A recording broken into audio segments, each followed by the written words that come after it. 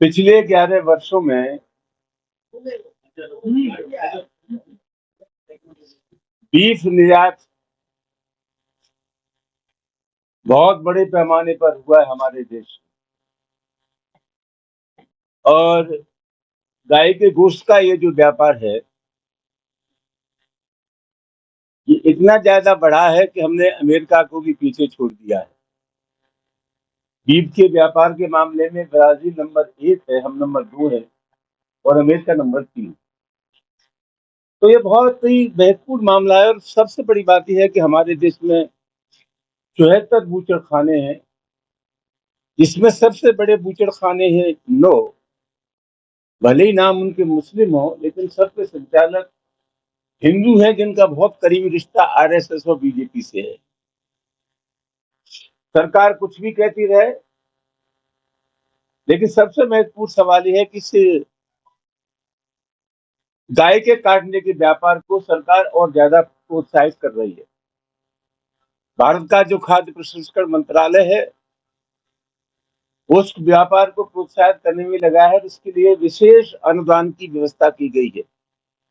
उत्तर प्रदेश में भी तमाम बूचड़ खाने हैं, जिनका संचालन हिंदू लोग ही करते हैं।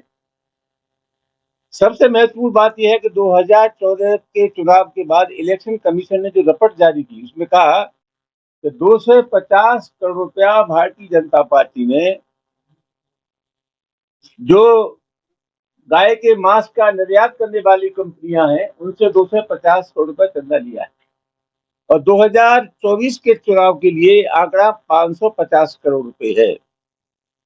तो सरकार के संरक्षण में ये धंधा भली बात फल फूल रहा है। और ये अमेरिका का जो कृषि मंत्रालय है, उसने ये संभावना व्यक्त की है कि 2024 में भारत से जो गौ मांस का निर्यात हुआ है, 2025 में संभावना और ज्यादा है गौ मांस के निर्यात की।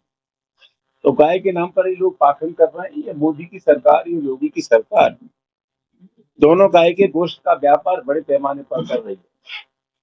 जज्बात का, धार्मिक जो जज्बात का सवाल उन्होंने जोड़ दिया है, वो निश्चित रूप से ये पाखंड है। एक सबरवाल है जो एक कंपनी के संचालक हैं। सबरवाल से जब पूछा गया कि भाई आपके गाय के गोश्त का जो निर्यात कर रहे हैं, ये धार्मिक दृष्टि से तो ठीक नहीं, आप हिंदू, उन्होंने कहा हिंदू क्या होता है, व्यापार पहले और धर्म बाद में। तो कुल मिलाकर ये बहुत महत्वपूर्ण मामला है।